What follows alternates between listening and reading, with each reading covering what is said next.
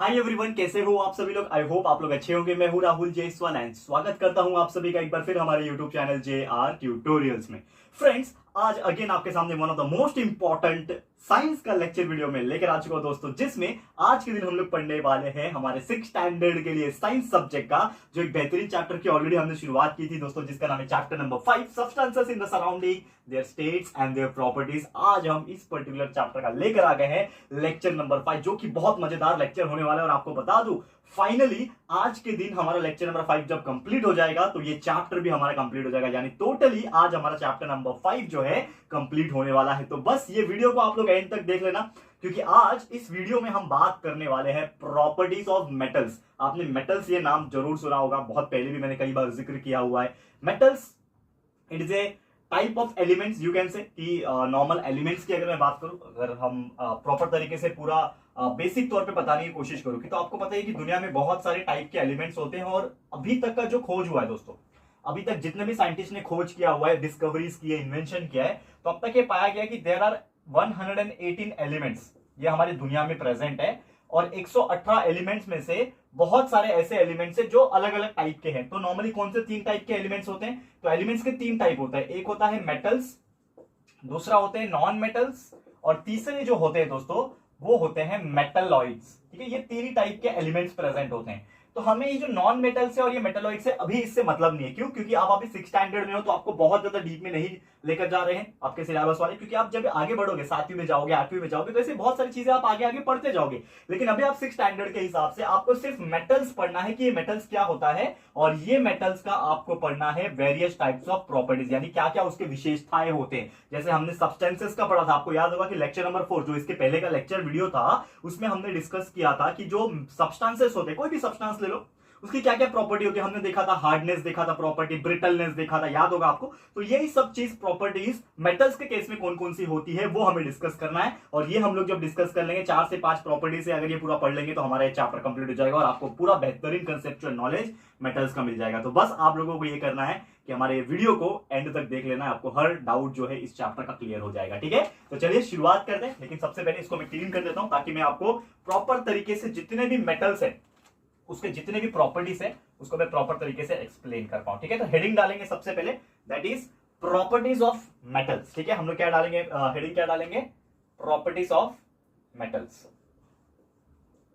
Properties of metals. ठीक है, अब जैसे हम लोग ने सब्सटेंसेस पढ़ा था, तो मेटल्स भी क्या है, एक टाइप के एलिमेंट्स है जो नॉर्मली क्या होते हैं ना, कि सबसे ज्यादा पाए जाते हैं। मतलब पूरी दुनिया में अगर एलिमेंट्स की बात करो तो सबसे ज्यादा एलिमेंट्स कौन सा पाया जाता है? मेटल्स पाया जाता है, जिसमें आपके हर टाइप के एलिमेंट्स आ जाते हैं। अब जैसे कि आपने नाम सुना होगा कॉपर का, एल्यूमिनियम का, सोडियम का, पोटेशियम का, फिर गोल्ड का, सिल्वर का, ये सब क्या होता है? ये सब मेटल्स के कैटेगरी में आ जाते हैं। ये आपको ध्यान में रखना है। इसीलिए सबसे ज्यादा यूज होने वाले और सबसे ज्यादा पाए जाने वाले एलिमेंट्स कौन से होते हैं? मेटल्स होते हैं। अब इसकी प्रॉपर्टीज पढ़ लेते हैं। तो सबसे पहला जो हमें प्रॉपर्टी पढ़ना है मेटल्स के केस में, वो है दोस्तों मैलिएबिलिटी। क्या पढ़ना है?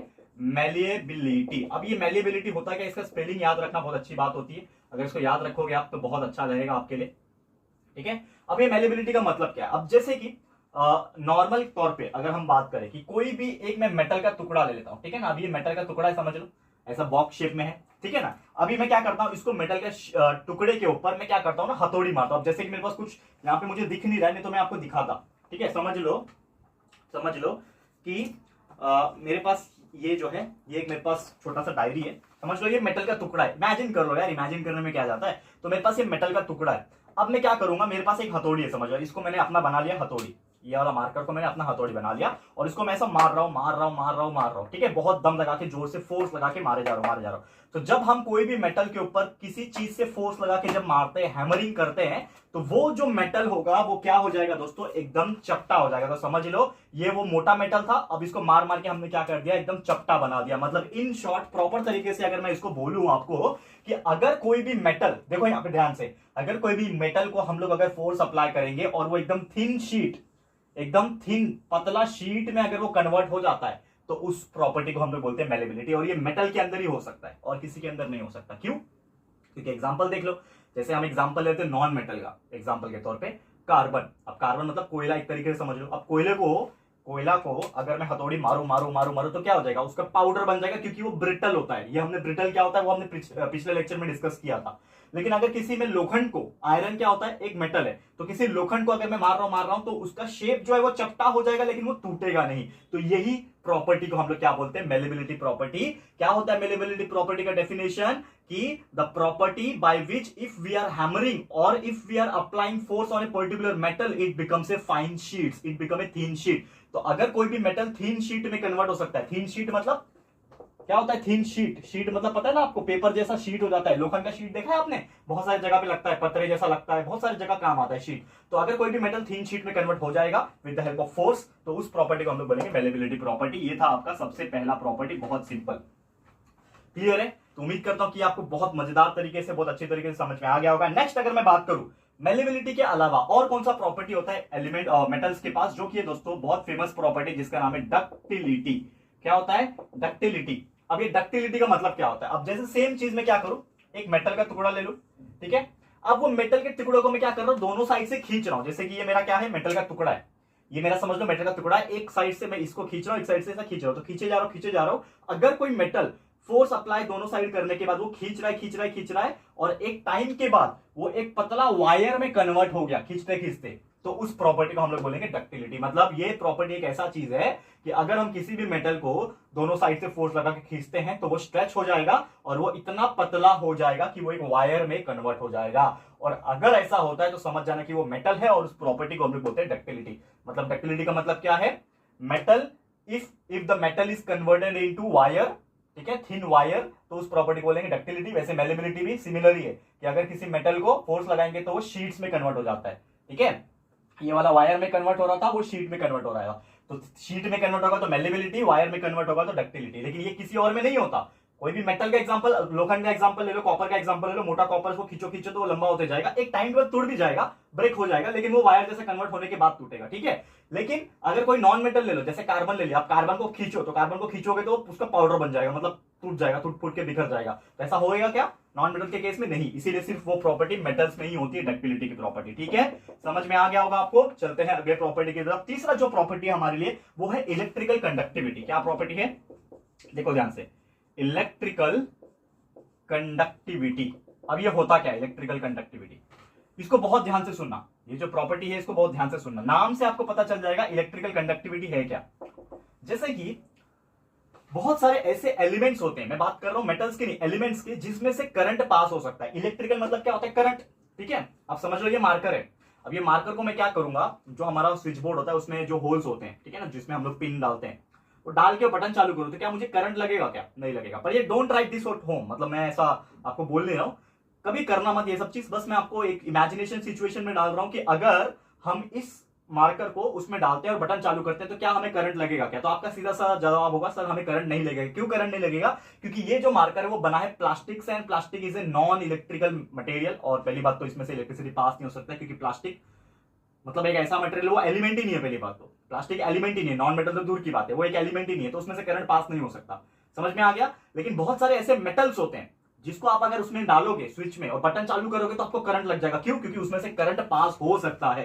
तो जो भी मेटल्स में से करंट फ्लो हो सकता है, पास हो सकता है, उस प्रॉपर्टी को हम लोग बोल सकते हैं इलेक्ट्रिकल कंडक्टिविटी प्रॉपर्टी। मतलब उस मेटल के अंदर इलेक्ट्रिसिटी पास हो सकता है। समझ में आ गया। तो ऐसे बहुत सारे मेटल्स होते हैं, कॉपर हो गया, एल्यूमिनियम हो गया, आयरन हो गया, ठीक है ना। इसीलिए तो वो इलेक्ट्रिकल अप्लायंसेस में, इलेक्ट्रिकल गैजेट्स में इस्तेमाल किए जाते हैं, क्योंकि उसमें से बिजली पास हो सकता है, करंट पास हो सकता है, चार्ज पास हो सकता है, ठीक है। समझ में आ गया। तो उस प्रॉपर्टी को हम लोग क्या बोलते हैं, इलेक्ट्रिकल कंडक्टिविटी। नेक्स्ट प्रॉपर्टी क्या है इलेक्ट्रिकल कंडक्टिविटी के अलावा, एक है बहुत अच्छा प्रॉपर्टी जिसको हम लोग बोलते हैं थर्मल कंडक्टिविटी। अब नाम से आपको आइडेंटिफिकेशन हो जाएगा कि मैं किस बारे में बात कर रहा हूं। थर्मल कंडक्टिविटी की बात करूं अगर मैं, देखो थर्मल कंडक्टिविटी मतलब क्या होता है, थर्मल मतलब होता है हीट। थर्मल का मतलब क्या होता है, जैसे इसका मतलब करंट था वैसे इसका मतलब है हीट। अब अगर किसी भी मेटल्स में से, किसी भी एलिमेंट में से अगर हीट पास होके चले जा रहा है, एक साइड से पकड़ा है आपने, दूसरे साइड से हीट आपको महसूस हो रहा है, तो उसको हम लोग बोलेंगे क्या, कि वो मेटल के अंदर एक प्रॉपर्टी है जिसको हम लोग बोलते हैं थर्मल कंडक्टिविटी। अब एक एग्जांपल की बात करते हैं, जैसे कि आपके घर में बहुत सारे सामान होते हैं, मतलब जिसमें आप खाना बनाते हो, कढ़ाई वगैरह होता है। तो जब कढ़ाई में खाना बनता है तो जब उसको आप टच करते हो विदाउट किसी कपड़े, विदाउट किसी हैंडल के, तो टच जब करते हो तो आपको गर्म लगता है। तो गर्म कहां हो रहा है, नीचे की तरफ हो रहा है, क्योंकि आग जो है, जो आप चूल्हे के ऊपर रख रहे हो उसको, तो आग तो नीचे से आ रहा है, लेकिन पूरा कढ़ाई गर्म हो गया। क्यों, क्योंकि उस आग ने पूरे मेटल के अंदर इलेक्ट्रिसिटी माफ करना, थर्मल यानी कि हीट सप्लाई कर दिया। उस आग ने पूरे मेटल्स के अंदर, पूरे कढ़ाई के अंदर क्या कर दिया, हीट को सप्लाई कर दिया। तो इसका मतलब क्या था कि मेटल के अंदर कुछ तो ऐसी प्रॉपर्टी होगी जो हीट को पूरा चारों बगल इक्वल सप्लाई करता है। ऐसा तो होगा नहीं कि जब ठंडा किधर गर्म सब जगह इक्वल सप्लाई होता है। तो इसका मतलब यह है कि कुछ मेटल्स ऐसे होते हैं जिसके अंदर से हीट पास हो सकता है। लेकिन वही चीज अगर मैं बात करूं, प्लास्टिक है, यहाँ पे आग जल रहा है और यहाँ पे मैंने पकड़ा हुआ है और ये साइड को आग जला रहा है। जैसे यहाँ पे मैं ड्रॉ करके दिखाता हूँ आपको, ये समझ लो यहाँ पे आग जल रहा है, मोमबत्ती है ये मेरा, ठीक है, यहाँ पे आग जल रहा है और यहाँ पे मैंने इसको रखा हुआ है, एक मार्कर है समझ लो, ठीक है ना। यहाँ पे आग में जला रहा हूँ एक साइड से और एक साइड से मैंने इसको पकड़ के रखा है, ये मेरा हाथ है, ठीक है, ये मैंने इसको पकड़ के रखा है ऐसे, ठीक है, समझ में आ रहा है, मैंने इसको पकड़ के रखा है और ये साइड आग लग रहा है। तो आग इसको गर्म करेगा, इसको गर्म करेगा, गर्म करेगा, गर्म करेगा, लेकिन जो मैंने इस हाथ से इसको पकड़ के रखा है, तो क्या मुझे इस साइड में गर्म महसूस होगा क्या? तो आप बोलोगे कि नहीं। क्यों गर्म नहीं महसूस होगा? क्योंकि ये कोई मेटल नहीं है, ये कोई लोखंड नहीं है, एल्यूमिनियम नहीं है, आयरन नहीं है, कॉपर नहीं है, ये कुछ ऐसा मेटल नहीं है कि यहां से गर्म करो तो वो पास होते होते ये पूरा चीज गर्म हो जाएगा। अगर मैं यहाँ पे आग पकड़ा रहा हूं तो ये सिर्फ यहाँ पे गर्म हो जाएगा, यहाँ पे हीट होके वो टपकने लगेगा क्योंकि ये प्लास्टिक है, पूरा पिघल के गिरने लगेगा, लेकिन यहां तक मेरे हाथों तक गर्मी सप्लाई नहीं होगी क्योंकि नॉन मेटल्स के अंदर या फिर किसी और मेटल्स के अंदर, किसी और एलिमेंट्स के अंदर ये प्रॉपर्टी नहीं होती थर्मल कंडक्टिविटी की, सिर्फ मेटल के अंदर होती है। तो ये चीज ध्यान में रखना, ठीक है, समझ में आ गया थर्मल कंडक्टिविटी। नेक्स्ट है यहाँ पे लस्टर, एक बहुत ही बेहतरीन प्रॉपर्टी, लस्टर। लस्टर का मतलब होता है शाइन, शाइन मतलब होता है चमक। हर मेटल के अंदर एक चमक होती है, जैसे कि आप लोखंड देख लो, कॉपर देख लो, एल्यूमिनियम देख लो, एक शाइन करेगा, गोल्ड एंड सिल्वर देख लो, क्या चमक होती है उसके अंदर। तो हर मेटल का एक अपना कैरेक्टरिस्टिक होता है और एक अपना एक चमक होता है। वो चमक देख के आप पहचान सकते हो, गोल्ड पहचान सकते हो, सिल्वर पहचान सकते हो, लोखंड पहचान सकते हो, एल्यूमिनियम पहचान सकते हो, समझ में आ रहा है। तो ये एक चमक की प्रॉपर्टी होती है जिसको हम लोग क्या बोलते हैं, लस्टर बोलते हैं। लेकिन वो किसी नॉन मेटल के पास नहीं होती है। नॉन मेटल, कोई भी एक नॉन मेटल ले लो, ठीक है, कार्बन ले लो, कार्बन कोयला काला दिखता है, चमकता है क्या? नहीं। लेकिन डायमंड चमकता है, लेकिन डायमंड कोई एलिमेंट नहीं है, it is allotrope of carbon, ठीक है, वो हम कभी और डिस्कस करेंगे 9th में 10th में जाएंगे तो। समझ में आ गया। तो शाइन होता है मेटल के अंदर। अब लास्ट एक प्रॉपर्टी है जो कि आपको याद रखना है, नहीं सेकंड लास्ट है, जिसको हम लोग बोलते हैं कैरेक्टरिस्टिक। कैरेक्टरिस्टिक कलर मतलब हर एलिमेंट के पास, हर मेटल के पास एक खुद का एक कलर होता है। जैसे आप गोल्ड ले लो, गोल्ड का एक पीलापन चमक होता है, पीलापन कलर होता है, सिल्वर का थोड़ा सा अलग टाइप का कलर होता है, एल्यूमिनियम का अलग होता है, लोखंड का अलग होता है, आयरन का, ठीक है। तो हर एक मेटल का अपना अपना एक कलर होता है जिसको डिफाइन करता है, आप पहचान सकते हो उसको देख के, समझ में आ गया। तो उसका कलर होता है। और एक लास्ट प्रॉपर्टी है सातवां, जो कि है दोस्तों सोनोरिटी। क्या होता है ये सोनोरिटी? सोनोरिटी। अब ये सोनोरिटी जो प्रॉपर्टी है, ये बहुत बेहतरीन प्रॉपर्टी है जिसको हम लोग बोलते हैं साउंड। हर मेटल का एक टिपिकल साउंड निकलता है, जैसे कि, और टिपिकल साउंड मतलब एक समझ में आता है, जैसे आप कार्बन है, मतलब नॉन मेटल की बात करो, उसके ऊपर ऐसा मारो तो आपको आवाज नहीं आएगा, लेकिन किसी मेटल के ऊपर आप मारोगे ना तो आपको आवाज आएगा, टन टन का। जो घंटी बेल वगैरह होता है वो भी मेटल्स के ही बनते हैं ना, कॉपर के, एल्यूमिनियम के या फिर आयरन के बनते हैं, तो आपको आवाज आता है। तो मेटल का एक अलग साउंड होता है जो हमें पता चल जाता है कि ये मेटल का आवाज है, ठीक है। तो यही है। तो ये टोटल थे हमारे 7 प्रॉपर्टी जो हमने आज के दिन डिस्कस किए हैं। और आपको बता दूं, बस यही हमें इतना ही पढ़ना था आज के इस लेक्चर में, और इसी के साथ हमारा पूरा टॉपिक इस चैप्टर का कंप्लीट हो चुका है। इसका मतलब पूरा चैप्टर हमारा टोटली कंप्लीट हो गया है, ठीक है, क्लियर है। तो चैप्टर नंबर 5 इज कंप्लीटेड। ऐसे और भी कंटिन्यूस वीडियोस हम लाते रहेंगे, बस आप लोग प्यार दिखाते रहना, सपोर्ट दिखाते रहना। और हमारे वीडियोस जो हम लोग स्टार्टिंग से कंटिन्यूसली आपके लिए बना रहे हैं, क्योंकि 6th स्टैंडर्ड की बहुत सारे डिमांड आ रहे थे, हमने वो चीज पूरा कर दिया। मैथ्स के वीडियोस आपको मिल रहे होंगे, साइंस के वीडियोस आपको मिल रहे होंगे। तो बस आपसे एक ही रिक्वेस्ट है कि हमारे वीडियोस को अपने बाकी जितने भी 6th स्टैंडर्ड के फ्रेंड्स होंगे, स्टूडेंट्स होंगे, रिलेटिव्स होंगे, बड़े भाई बहन के फ्रेंड्स होंगे, हर एक तक पहुंचाते रहो और उनको भी बोलो आगे शेयर करने के लिए। क्योंकि अगर आप ये सब चीज पढ़ोगे तो आपको कहीं और पढ़ने की जरूरत नहीं है, एक ही जगह पे आपको हर चीज मिल जाएगा।